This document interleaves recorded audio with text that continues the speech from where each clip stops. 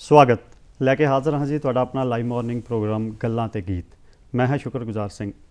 दोस्तों, कदी एहसास करियो कि जेकर साडी जिंदगी दे विच किताबां ना होण तां की हो सकदा है।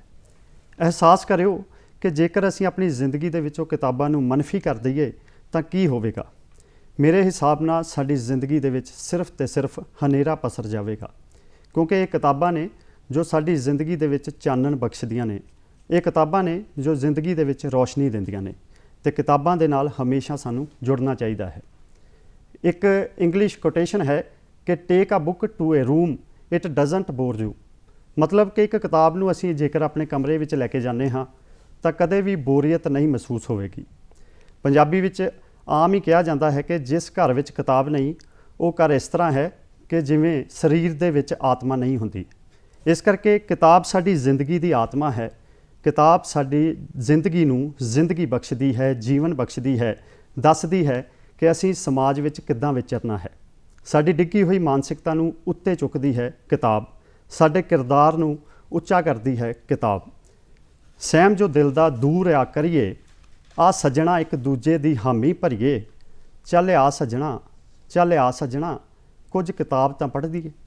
किताबां पढ़नियां चाहीदियां ने, किताबां दे नाल जुड़ना चाहीदा है। ये किताबां सानू दसदियां ने कि जिंदगी की है। जे जिंदगी अनमोल है तो इस जिंदगी नूं असीं किवें जीना है। बड़ा लम्मा सफ़र तय करदियां ने किताबां। किताब दे लिखनी तो लैके किताब दे प्रकाशन तक, फिर किताब दे प्रकाशन तो लैके एक पाठक दे हद तक पहुँचण दा सफ़र है किताब दा। बहुत जद्दो जहद वाला सफ़र है, बहुत मेहनत वाला सफ़र है। तो अज इस सफ़र की दास्तां बयां करेगा प्रोग्राम गल्लां ते गीत। अज गल्लां ते गीत विच असीं गलबात करांगे किताबां दे प्रकाशन दी अते पाठकां दी। इस विचार चर्चा विच शामिल होणगे सतीश कुमार गुलाटी जी, जो कि उचेचे तौर तो लुधियाणे तो साडे विच पहुंचे ने। चेतना प्रकाशन दे ऑनर ने, साहित्यकार ने, कवि ने, लेखक ने। बहुत बहुत स्वागत करते हैं। बहुत बहुत धन्यवाद जी, तुहाडा बहुत बहुत शुक्रिया सर। अज दा विशा कि किताबां दा प्रकाशन अते पाठक जी। एक समा हुंदा सी कि साडे पेरेंट्स हमेशा कहिंदे सन कि किताबां नाल जुड़ो, किताबां पढ़ो।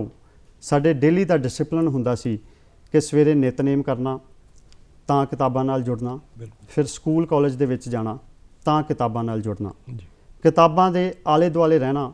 साडे मापिਆਂ ने भी प्रेरणा ते जीवन जाच मिलनी है ना। बिल्कुल जी। ते किताबां दे नाल साडा रिश्ता या मनुखी रिश्ता किदां दा होना चाहिदा है? बड़ा खूबसूरत सवाल है तुहाडा जी। किताब नाल जिहड़ा रिश्ता असीं बचपन तो बच्चे नूं ही डिवेलप कर दिंदे आ कि बच्चे नूं पहलां स्कूल भेजदे आ। स्कूल भेजण तो पहलां लोरी दा कंसैप्ट शुरू हो जांदा ਜਦੋਂ माँ बच्चे नूं लोरी सिखाउंदी है। बहुत पहलां मैं एक शेर किहा सी कि तुसीं मन्नो जां ना मन्नो, सच्चाई है कि हर बच्चा, तुसीं मन्नो जां ना मन्नो, सच्चाई है कि हर बच्चा साडे तोतले बोलां दे विचों हरफ चुकदा है। ਜਦੋਂ ਬੱਚਾ ਤੋਤਲੇ ਬੋਲਾਂ ਚੋਂ ਹਰਫ ਚੁੱਕਦਾ ਤਾਂ ਉਹ ਇੱਕ ਆਪਣੀ ਭਾਸ਼ਾ ਆਪ ਕ੍ਰੀਏਟ ਕਰ ਰਿਹਾ ਹੁੰਦਾ। ਉਹ ਭਾਸ਼ਾ ਹੌਲੀ ਹੌਲੀ ਡਿਵੈਲਪ ਹੁੰਦੀ ਹੈ। ਉਹ ਲੋਰੀ ਤੋਂ ਸ਼ੁਰੂ ਹੁੰਦੀ ਹੈ। ਫਿਰ ਜਦੋਂ ਆਪਾਂ ਉਹਨੂੰ ਰੋਟੀ ਦੀ ਜਗ੍ਹਾ ਤੋਤੀ ਕਹਿੰਦੇ ਆ ਜਾਂ ਪਾਣੀ ਦੀ ਜਗ੍ਹਾ ਕੋਈ ਸਾਰਥਕ ਨਿਰਾਰਥਕ ਸ਼ਬਦਾਂ ਦਾ ਸ਼ੁਰੂ ਕਰ ਦਿੰਦੇ ਆ, ਹੈ ਨਾ। ਪਾਣੀ ਪੂਣੀ ਦੀ ਗੱਲ ਵੀ ਸ਼ੁਰੂ ਕਰ ਦਿੰਦੇ ਆ। ਉਹ ਹੌਲੀ ਹੌਲੀ ਉਹਦੇ ਜ਼ਿਹਨ ਦੇ ਵਿੱਚ ਬੈਠਦਾ ਰਹਿੰਦਾ ਔਰ ਉਹ ਹੌਲੀ ਹੌਲੀ ਆਪ ਡਿਵੈਲਪ ਕਰਦਾ। ਉਹ ਬੱਚਾ ਕਿਸੇ ਵੀ ਭਾਸ਼ਾ ਦੇ ਵਿੱਚ ਹੋਵੇ, ਕਿਸੇ ਵੀ ਖੇਤਰ ਦੇ ਵਿੱਚ ਰਹਿ ਰਿਹਾ ਹੋਵੇ, ਕਿਸੇ ਵੀ ਸੂਬੇ 'ਚ ਰਹਿ ਰਿਹਾ ਹੋਵੇ, ਜਿਹੜੀ ਉਹਦੀ ਮਾਂ ਦੀ ਭਾਸ਼ਾ ਹੁੰਦੀ ਹੈ ਉਹ ਨਾਲ ਨਾਲ ਤੁਰਦੀ ਹੈ। ਉਹ ਜਿਸ ਤਰ੍ਹਾਂ ਉਹ ਬੋਲੀ ਬੋਲਦੀ ਹੈ ਉਸੇ ਤਰ੍ਹਾਂ ਉਹ ਗ੍ਰਹਿਣ ਕਰਦਾ। ਹੌਲੀ ਹੌਲੀ ਫਿਰ ਜਦੋਂ ਬੱਚਾ ਵੱਡਾ ਹੁੰਦਾ ਸੀ ਉਹਨੂੰ ਸਕੂਲ ਭੇਜਣ ਸ਼ੁਰੂ ਕਰ ਦਿੰਦੇ ਆ। ਤੇ ਸਕੂਲ ਕੀ ਕਰਦਾ ਕਿ ਅੱਖਰ ਗਿਆਨ ਨਾਲ ਇੱਕ ਰਿਸ਼ਤਾ ਜੋੜਦਾ। ਅੱਖਰ ਗਿਆਨ ਦਾ ਭਾਵ ਹੈ ਕਿ ਉਹਨੂੰ ਕਿਤਾਬ ਤੋਂ ਊੜਾ ਆੜਾ ਤੋਂ ਸ਼ੁਰੂ ਕਰਦਾ, ABC ਤੋਂ ਕਰਦਾ, ਕਹਿ ਖਾਏਗਾ ਤੋਂ ਕਰਦਾ, ਲੇਕਿਨ ਕਿਸੇ ਨਾ ਕਿਸੇ ਲਿਪੀ ਰਾਹੀਂ ਉਹਨੂੰ ਉਹ ਜੋੜਨ ਦੀ ਕੋਸ਼ਿਸ਼ ਕਰਦਾ। ਇੱਥੋਂ ਉਸ ਦਾ ਉਹਦੇ ਜਿਹੜਾ ਮਾਨਸਿਕ ਵਿਕਾਸ ਸ਼ੁਰੂ ਹੁੰਦਾ ਕਿ ਉਹ ਅੱਖਰ ਗਿਆਨ ਤੋਂ ਵੱਲ ਤੁਰਦਾ ਤੇ ਹੌਲੀ ਹੌਲੀ ਉਹ ਕਿਤਾਬ ਤੱਕ ਪਹੁੰਚਦਾ। 1 2 3 ਸਾਲ ਲੱਗਦੇ ਨੇ। ਫਿਰ ਹੌਲੀ ਹੌਲੀ ਉਹਨੂੰ ਕਾਰਟੂਨ ਤੋਂ ਸ਼ੁਰੂ ਕਰਦੇ ਆ, ਉਹਨੂੰ ਡਰਾਇੰਗ ਤੋਂ ਸ਼ੁਰੂ ਕਰਦੇ ਆ, ਫਿਰ ਉਹਨੂੰ ਅਸੀਂ ਅੱਖਰ ਗਿਆਨ ਵੱਲ ਪ੍ਰੇਰਿਤ ਕਰਦੇ ਆ ਤੇ ਹੌਲੀ ਹੌਲੀ ਉਹਦਾ ਜਿਹੜਾ ਬਚਪਨ ਹੈ ਜਦੋਂ ਜਵਾਨੀ ਤੱਕ ਪਹੁੰਚਦਾ तो एक किताब नाल पूरा पूरा जुड़ जाता है। हाँ बिल्कुल जी। तो किताबां दा प्रकाशन असीं गलबात कर रहे हैं, पाठकां दी गलबात भी करनी है। तो किताबां दा प्रकाशन दुनिया दे विच खास करके जे मैं भारत दी गल करां जां दुनिया दी गल करां तो दसो ये कदों शुरू होया? ਇਹ ਬੜਾ ਬਹੁਤ ਪੁਰਾਣੀ ਹਿਸਟਰੀ ਹੈ ਜੀ ਇਹਦੀ। ਵੈਸੇ ਤਾਂ 868 ਏਡੀ ਦੇ ਵਿੱਚ ਪਹਿਲੀ ਕਿਤਾਬ ਡਾਇਮੰਡ ਸੂਤਰ ਨਾਂ ਦੀ ਕਿਤਾਬ ਪਬਲਿਸ਼ ਹੋਈ ਸੀ। ਉਹਦਾ ਰੂਪ ਵੱਖਰਾ ਸੀਗਾ, ਉਦੋਂ ਪੇਪਰ ਨਹੀਂ ਸੀਗਾ, ਉਦੋਂ ਜਿਹੜੇ ਡਰਾਈ ਪੱਤੇ ਹੁੰਦੇ ਨੇ ਉਹਦਾ ਕਨਸੈਪਟ ਸੀਗਾ। ਹੌਲੀ ਹੌਲੀ ਉਹ ਕੱਪੜੇ ਦੇ ਵਿੱਚ ਤਬਦੀਲ ਹੋਇਆ, ਹੌਲੀ ਹੌਲੀ ਉਹ ਪੇਪਰ ਦੇ ਵਿੱਚ ਕਾਗਜ਼ ਦੇ ਵਿੱਚ ਤਬਦੀਲ ਹੁੰਦਾ। ਲੇਕਿਨ ਉਸ ਤੋਂ ਬਾਅਦ 1440 ਦੇ ਵਿੱਚ ਇੱਕ ਕਿਤਾਬ ਸ਼ੁਰੂ ਹੁੰਦੀ ਹੈ ਜਿਹੜੀ 1456 ਦੇ ਵਿੱਚ ਯੂਰਪ ਦੇ ਵਿੱਚ ਹੁੰਦੀ ਹੈ। ਉਹ ਬਾਈਬਲ ਨਾਂ ਦੀ ਜਿਹੜੀ ਧਾਰਮਿਕ ਪੁਸਤਕ ਹੈ ਉਹ ਪਬਲਿਸ਼ ਹੁੰਦੀ ਹੈ। ਫਿਰ ਇਹ 1770 ਦੇ ਵਿੱਚ ਨੈਸ਼ਨਲ ਲਾਇਬ੍ਰੇਰੀ ਦਾ ਫਰਾਂਸ ਦੇ ਵਿੱਚ ਇੱਕ ਡਾਟਾ ਆਉਂਦਾ ਕਿ ਕੋਰੀਅਨ ਕਿਤਾਬ ਇੱਕ ਪੂਰੀ ਫੁੱਲ ਫਲੈਸ਼ ਕਿਤਾਬ 1770 ਦੇ ਵਿੱਚ ਆਉਂਦੀ ਹੈ। ਜਦੋਂ ਅੱਗੇ ਤੁਰੀਏ ਤਾਂ ਬਹੁਤ ਵੱਡਾ ਇਹਦਾ ਡਿਟੇਲ ਹੈ, ਹਿਸਟਰੀ ਹੈ। ਇੰਡੀਆ ਦੇ ਵਿੱਚ ਵੀ 1556 ਦੇ ਵਿੱਚ ਇੱਕ 16 ਸਫ਼ੇ ਦਾ ਇੱਕ ਕਿਤਾਬਚਾ ਤਿਆਰ ਹੁੰਦਾ ਜਿਹੜਾ ਕੇਰਲਾ ਦੇ ਤਟੀ ਇਲਾਕੇ ਦੇ ਵਿੱਚ ਹੁੰਦਾ। ਤਮਿਲ ਭਾਸ਼ਾ ਤੇ ਕੇਰਲਾ ਨੂੰ ਜੋੜਨ ਦਾ ਇੱਕ ਰਿਸ਼ਤਾ ਬਣਦਾ। ਪੁਰਤਗਾਲ ਦੇ ਵਿੱਚ, ਗੋਆ ਦੇ ਵਿੱਚ ਉਸ ਵਕਤ ਦਾ ਜਿਹੜਾ ਹੈ, ਕਿਉਂਕਿ ਨਾ ਸਟੇਟਾਂ ਇਸ ਤਰ੍ਹਾਂ ਦੀਆਂ ਨਹੀਂ ਸੀ, ਨਾ ਤਾਮਿਲਨਾਡੂ ਸੀ, ਨਾ ਕੇਰਲਾ ਸੀ, ਨਾ ਗੋਆ ਸੀ, ਲੇਕਿਨ ਮੇਲਗੋਬਾ ਜਿਹਾ ਸੀ ਸਾਰੇ। ਉਸ ਵਕਤ ਇਹ ਤਿਆਰ ਹੁੰਦੀ ਹੈ ਤੇ ਹੌਲੀ ਹੌਲੀ ਇੰਡੀਆ ਦੇ ਵਿੱਚ ਇੱਕ ਬਹੁਤ ਵੱਡਾ ਇਹਦੇ ਨਾਲ ਰੈਵੋਲੂਸ਼ਨ ਆਉਂਦਾ, ਇਨਕਲਾਬ ਆਉਂਦਾ ਕਿ 150-200 ਸਾਲ ਦੇ ਵਿੱਚ ਕਿਤਾਬ ਬਹੁਤ ਵੱਡਾ ਰੋਲ ਪਲੇ ਕਰਦੀ ਹੈ। ਅਸੀਂ ਸ਼ਬਦ ਨਾਲ, ਕਿਉਂਕਿ ਬਹੁਤ ਲੋਕ ਪੰਜਾਬ ਦੇ ਵਿੱਚ ਜਾਂ ਅਸੀਂ ਉੱਤਰ ਭਾਰਤ ਦੇ ਵਿੱਚ ਸ਼ਬਦ ਨਾਲ ਜੁੜਦੇ ਹਾਂ ਤੇ ਅਸੀਂ ਗੁਰਬਾਣੀ ਤੋਂ ਜੁੜਦੇ ਹਾਂ। ਸਾਡੇ ਕੋਲੇ ਉਹੀ ਸਟਾਰਟ ਅਸੀਂ ਕਹਿ ਸਕਦੇ ਹਾਂ, ਜਾਂ ਗੁਰਬਾਣੀ ਦੇ ਵਿੱਚ ਬਾਬਾ ਫਰੀਦ ਤੋਂ ਅਸੀਂ ਜੁੜ ਜਾਂਦੇ ਹਾਂ ਪੰਜਾਬੀ ਨਾਲ। ਔਰ ਦੂਜੀ ਗੱਲ ਹੈ ਕਿ ਜਦੋਂ ਯੂਰਪ ਦੇ ਵਿੱਚ 1456 ਦੇ ਵਿੱਚ ਕਿਤਾਬ ਵੀ ਆ ਜਾਂਦੀ ਹੈ, ਉਸ ਵੇਲੇ ਸ਼ੇਕਸਪੀਅਰ ਵੀ ਪੜ੍ਹਾਇਆ ਜਾ ਰਿਹਾ ਹੁੰਦਾ। ਜਦੋਂ ਅਸੀਂ ਇੱਧਰ ਪੋਥੀ ਦੀ, ਪੰਜਾਬੀ ਦੀ ਜਾਂ ਗੁਰਬਾਣੀ ਦੀ ਜਾਂ ਗੁਰਮੁਖੀ ਦੀ ਗੱਲ ਕਰਦੇ ਹਾਂ, ਤੇ ਜਦੋਂ ਪੰਜਾਬੀ ਦੀ ਆਪਾਂ ਗੱਲ ਕਰੀਏ ਤੇ 150 ਸਾਲ ਦਾ ਇਤਿਹਾਸ ਹੈ ਇਹਦੇ ਵਿੱਚ। ਪੰਜਾਬ ਦੇ ਵਿੱਚ 1854 ਦੇ ਵਿੱਚ ਪਹਿਲੀ ਪ੍ਰੈਸ ਲੱਗਦੀ ਹੈ ਲੁਧਿਆਣਾ ਦੇ ਵਿੱਚ, ਜਿਹਦੇ 'ਚ ਕ੍ਰਿਸਚਨ ਮੈਡੀਕਲ ਕਾਲਜ ਬਣਦਾ ਜਦੋਂ, ਤੇ ਉਦੋਂ ਇੱਕ ਡਿਕਸ਼ਨਰੀ ਤਿਆਰ ਹੁੰਦੀ ਹੈ 1854 ਦੇ ਵਿੱਚ।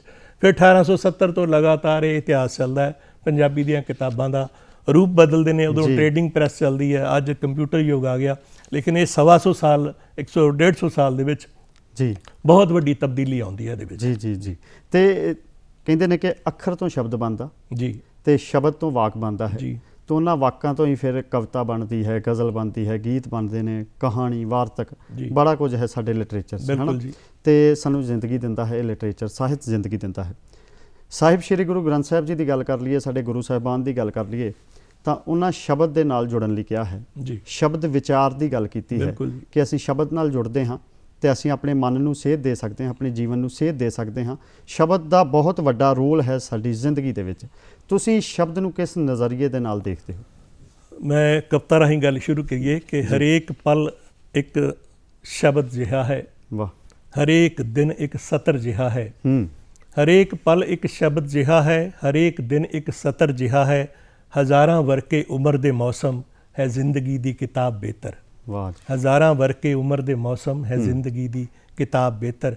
ਮੈਨੂੰ ਲੱਗਦਾ ਹੈ ਕਿ ਜੇ ਸਾਡੇ ਕੋਲ ਕਿਤਾਬ ਨਾ ਹੋਵੇ, ਜੇ ਸਾਡੇ ਕੋਲ ਅੱਖਰ ਗਿਆਨ ਨਾ ਹੋਵੇ, ਤੇ ਫਿਰ ਸਾਡਾ ਇੱਕ ਇਨਸਾਨ ਹੋਣ ਦਾ ਕੋਈ ਅਰਥ ਹੀ ਨਹੀਂ ਰਹਿ ਜਾਂਦਾ।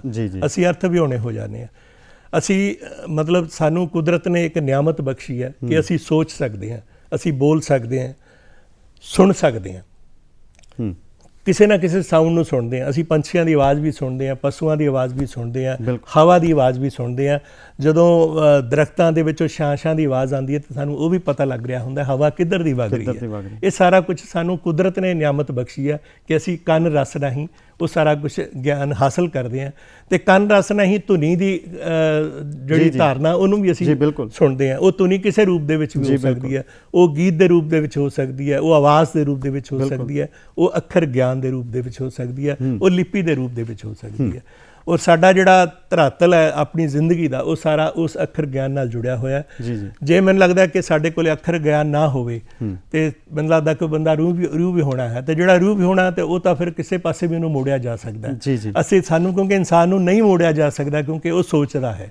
ਸੋਚਣ ਲਈ ਸ਼ਬਦ ਦੀ ਲੋੜ ਪੈਂਦੀ ਹੈ। ਸ਼ਬਦ ਸਾਡੇ ਕੋਲੇ ਅੱਖਰ ਗਿਆਨ ਤੋਂ ਪੈਦਾ ਹੁੰਦਾ ਹੈ। ਜੀ ਬਿਲਕੁਲ। ਤੇ ਪੰਜਾਬ ਦੀ ਗੱਲ ਕਰਦੇ ਹਾਂ, ਪ੍ਰਕਾਸ਼ਨ ਦੀ ਗੱਲ ਚੱਲ ਰਹੀ ਹੈ, ਤੁਸੀਂ ਪ੍ਰਕਾਸ਼ਨ ਦੇ ਨਾਲ ਜੁੜੇ ਹੋਏ ਹੋ, ਹੈ ਨਾ।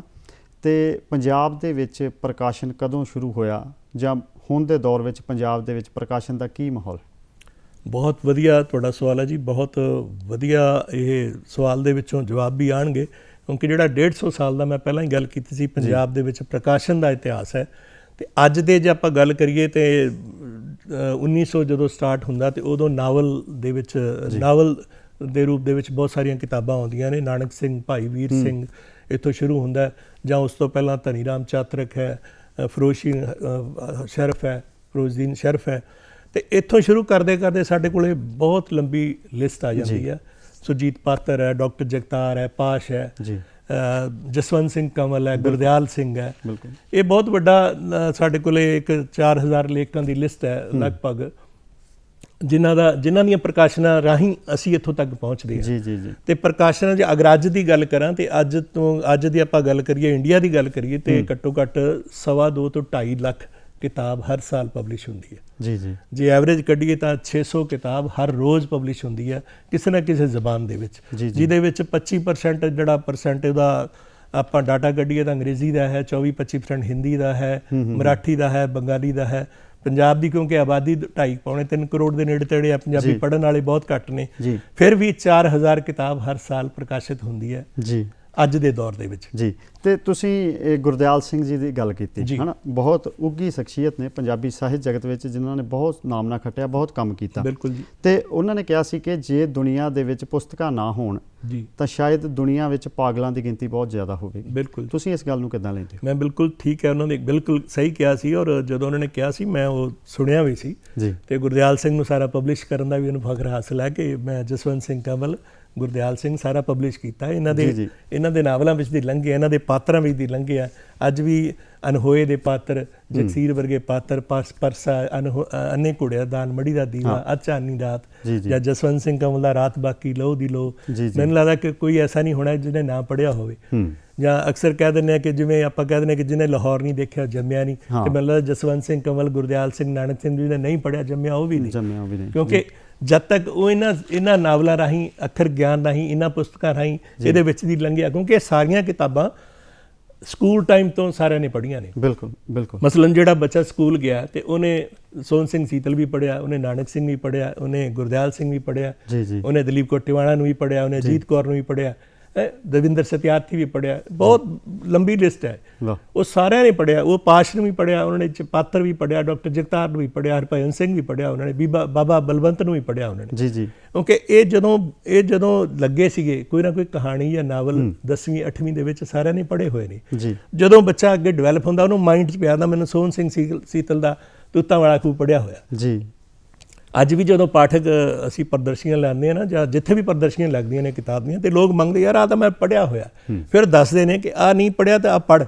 ਉਹ ਕਿਉਂ ਪੜ੍ਹਦਾ? ਕਿਉਂਕਿ ਜਦੋਂ ਉਹਦੇ ਅਚੇਤ ਦੇ ਵਿੱਚ ਉਹ ਕਿਤਾਬਾਂ ਪਈਆਂ ਹੁੰਦੀਆਂ ਨੇ, ਉਹ ਫਿਰ ਅੱਗੇ ਤੁਰਦਾ ਹੋਰ ਲੇਖਕਾਂ ਦੀਆਂ ਅੱਜ ਦੇ ਦੌਰ ਦੀਆਂ ਗੱਲਾਂ ਕਰਦਾ ਹੈ।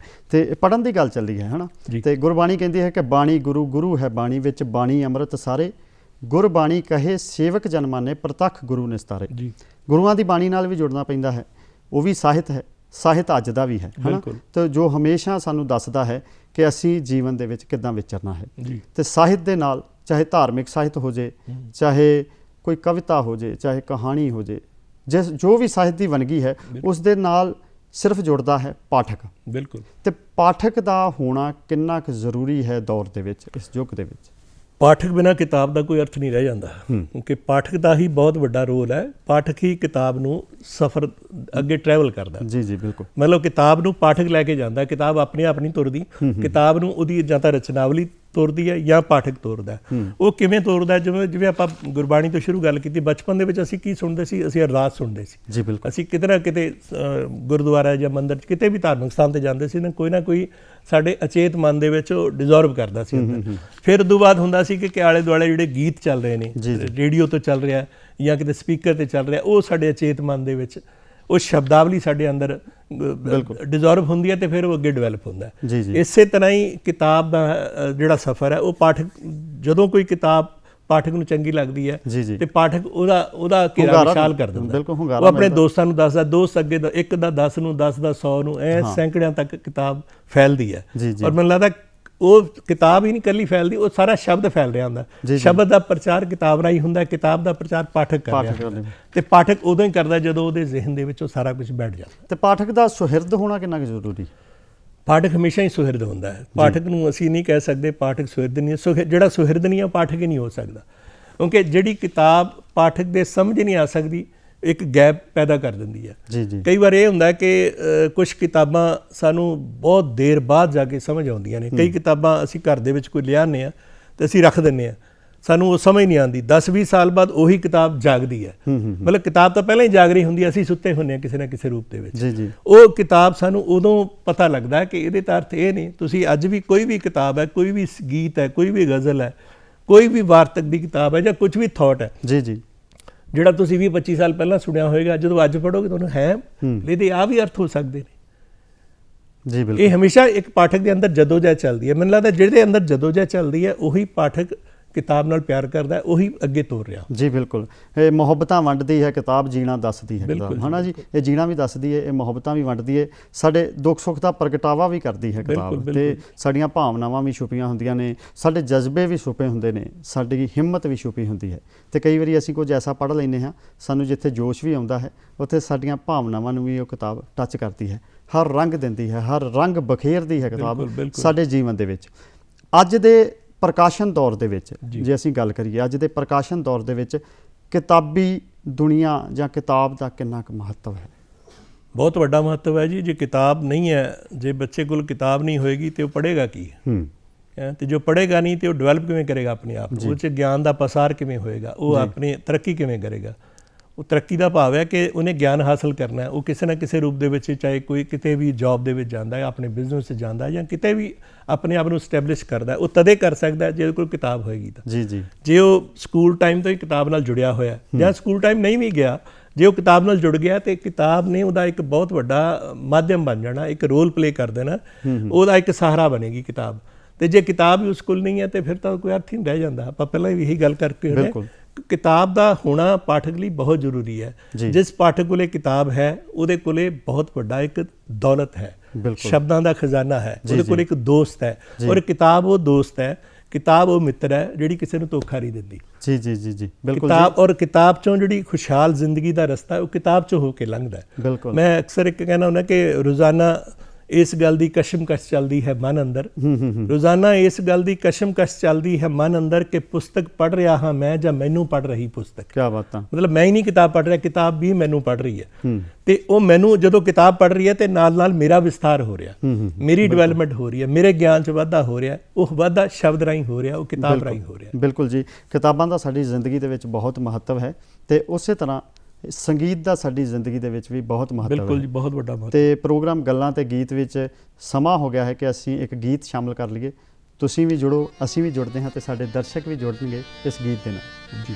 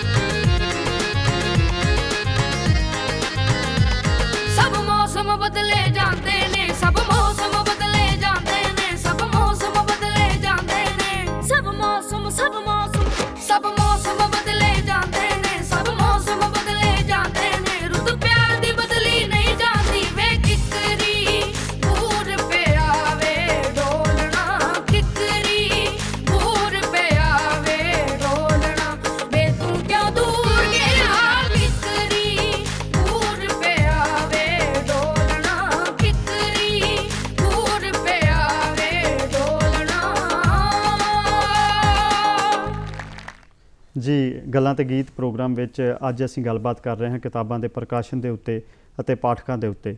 ਸਤੀਸ਼ ਗੁਲਾਟੀ ਜੀ ਸਾਡੇ ਵਿੱਚ ਨੇ, ਜੋ ਕਿ ਪ੍ਰਕਾਸ਼ਕ ਨੇ, ਸਾਹਿਤਕਾਰ ਨੇ, ਲੇਖਕ ਨੇ। ਤੇ ਗੁਲਾਟੀ ਸਾਹਿਬ, ਤੁਸੀਂ ਲਗਾਤਾਰ ਪ੍ਰਕਾਸ਼ਨ ਦੇ ਨਾਲ ਜੁੜੇ ਹੋਏ ਹੋ, ਵੱਖ-ਵੱਖ ਸਭਾਵਾਂ ਦੇ ਵਿੱਚ ਵੀ ਜਾਂਦੇ ਹੋ, ਕਈ ਜਗ੍ਹਾ ਤੇ ਵਿਚਰਦੇ ਹੋ। ਇੱਥੋਂ ਤੱਕ ਕਿ ਜੇ ਤੁਸੀਂ ਭਾਰਤ ਦੇ ਵਿੱਚ ਕੰਮ ਕਰ ਰਹੇ ਹੋ ਤਾਂ ਤੁਹਾਨੂੰ ਬਾਹਰਲੇ ਦੇਸ਼ਾਂ ਵਿੱਚ ਜਾਣ ਦਾ ਵੀ ਮੌਕਾ ਮਿਲਦਾ ਹੈ ਨਾ। ਤੇ ਲਗਾਤਾਰ ਪ੍ਰਕਾਸ਼ਨ ਕਰਨਾ, ਪਾਠਕ ਲੱਭਣੇ, ਪਾਠਕਾਂ ਦੇ ਨਾਲ ਕਿਤਾਬਾਂ ਨੂੰ ਜੋੜਨਾ ਜਾਂ ਕਿਤਾਬਾਂ ਨੂੰ ਪਾਠਕਾਂ ਤੱਕ ਪਹੁੰਚਾਉਣਾ, ਬੜੇ ਵੱਖੋ ਵੱਖਰੇ ਸਟੈਪਸ ਦੇ ਵਿੱਚੋਂ ਨਿਕਲਣਾ ਪੈਂਦਾ ਹੈ। ਬਹੁਤ ਲੰਮਾ ਸਫ਼ਰ ਤੈਅ ਕਰਨਾ ਪੈਂਦਾ ਹੈ। ਤੇ ਕਿਤਾਬਾਂ ਨੂੰ ਪਾਠਕਾਂ ਤੱਕ ਪਹੁੰਚਾਉਣ ਦਾ ਕੀ ਜ਼ਰੀਆ ਹੋ ਸਕਦਾ ਹੈ? ਇਹ ਬੜਾ ਵਧੀਆ ਸਵਾਲ ਹੈ ਤੁਹਾਡਾ। ਕਿਤਾਬ ਨੂੰ ਪਾਠਕ ਤੱਕ ਪਹੁੰਚਾਉਣਾ ਹੀ ਬਹੁਤ ਵੱਡਾ ਅਹਿਮ ਰੋਲ ਹੈ। ਅਦਰਵਾਈਜ਼ ਤਾਂ ਕਿਤਾਬ ਆਪਣੇ ਆਪ 'ਚ ਤਾਂ ਉਹ ਇੱਕ ਪਈ ਰਹੇਗੀ, ਸੁੱਤੀ ਰਹੇਗੀ ਕਿਤਾਬ। ਉਹਨੂੰ ਜਾਗਦੀ ਰੱਖਣ ਲਈ ਪਾਠਕ ਤੱਕ ਜਾਣਾ ਪੈਂਦਾ। ਜਦੋਂ ਅਸੀਂ ਸ਼ੁਰੂ ਕੀਤਾ ਸੀ ਨਾ 23-24 ਸਾਲ ਪਹਿਲਾਂ ਪ੍ਰਕਾਸ਼ਨ, ਤੇ ਉਹ ਐਂ ਹੀ ਸੀਗਾ, 5 ਕਿਤਾਬਾਂ ਤਿਆਰ ਕੀਤੀਆਂ, ਲੋਕਾਂ ਤੱਕ ਲੈ ਕੇ ਗਏ। ਜਿੱਥੇ ਜਿੱਥੇ ਪਿੰਡਾਂ ਦੇ ਵਿੱਚ ਸਾਹਿਤ ਸਭਾਵਾਂ ਦੇ ਸਮਾਗਮ ਹੁੰਦੇ ਸੀ, ਉਹਨਾਂ ਰਾਹੀਂ ਜਾਂਦੇ ਸੀ। ਤੇ ਉਹਦੇ 'ਚ ਕੀ ਦੇਖਿਆ ਕਿ ਸਾਨੂੰ ਕਿਤਾਬ ਦਾ ਜਿਹੜਾ ਸਾਡਾ ਬਜਟ ਹੈ ਨਾ, ਖਾਸ ਕਰਕੇ ਹਿੰਦੁਸਤਾਨ ਦਾ ਜਾਂ ਆਪਣੇ ਪੰਜਾਬ ਦਾ ਗੱਲ ਕਰ, ਅਸੀਂ ਕਿਤਾਬ ਲੈਣ ਵਾਸਤੇ ਬਾਜ਼ਾਰ ਨਹੀਂ ਜਾਂਦੇ। ਲੇਕਿਨ ਜੇ ਕਿਤਾਬ ਚੱਲ ਕੇ ਸਾਡੇ ਕੋਲ ਆ ਜਾਏ ਤਾਂ ਅਸੀਂ ਲੈ ਲੈਂਦੇ ਹਾਂ। ਇਸੇ ਤਰ੍ਹਾਂ ਸਾਨੂੰ ਇਹ ਤਜਰਬੇ ਹੋਏ ਕਿ ਜਦੋਂ ਸਾਹਿਤ ਸਭਾ ਦੇ ਵਿੱਚ ਕਿਤਾਬ ਲੈ ਕੇ ਜਾਂਦੇ ਹਾਂ ਤੇ ਕਿਤਾਬ ਲੋਕ ਲੈ ਜਾਂਦੇ ਨੇ, ਲੇਕਿਨ ਇਸ ਤਰ੍ਹਾਂ ਦਾ ਬਜਟ ਹੀ ਨਹੀਂ ਬਣਾਇਆ ਕਿ ਸਾਡੇ ਬਜਟ ਦੇ ਵਿੱਚ ਕਿਤਾਬ ਸ਼ਾਮਿਲ ਹੋਵੇ, ਕਿ ਅਸੀਂ ਮਹੀਨੇ ਦੀਆਂ 500-700 ਜਾਂ 1000 ਰੁਪਏ ਦੀਆਂ ਕਿਤਾਬਾਂ ਖਰੀਦਣੀਆਂ ਨੇ। ਅਸੀਂ ਐਸਾ ਬਜਟ ਨਹੀਂ ਬਣਾਇਆ। ਇਹ ਸਾਡੀ ਸਾਈਕੀ ਦੇ ਵਿੱਚ ਹੈ, ਕਿਉਂਕਿ ਅਸੀਂ ਸ਼ੁਰੂ ਤੋਂ ਕੰਨ ਰਸ ਦੇ ਆਦੀ ਰਹੇ ਹਾਂ। ਕੰਨ ਰਸ ਦੇ ਆਦੀ ਹੋਣ ਕਰਕੇ ਸਾਡਾ ਉਸ ਵੱਲ ਧਿਆਨ ਹੀ ਨਹੀਂ ਗਿਆ। ਜਦੋਂ ਹੁਣ ਕੰਪੀਟੀਸ਼ਨ ਦਾ ਯੁੱਗ ਹੈ ਤਾਂ ਅਸੀਂ ਦੇਖਦੇ ਹਾਂ ਕਿ ਦੂਜੇ ਕਮਿਊਨਿਟੀ ਬਹੁਤ ਪੜ੍ਹ ਰਹੀ ਹੈ, ਅਸੀਂ ਕਿਉਂ ਪਿੱਛੇ ਰਹਿ ਰਹੇ ਹਾਂ।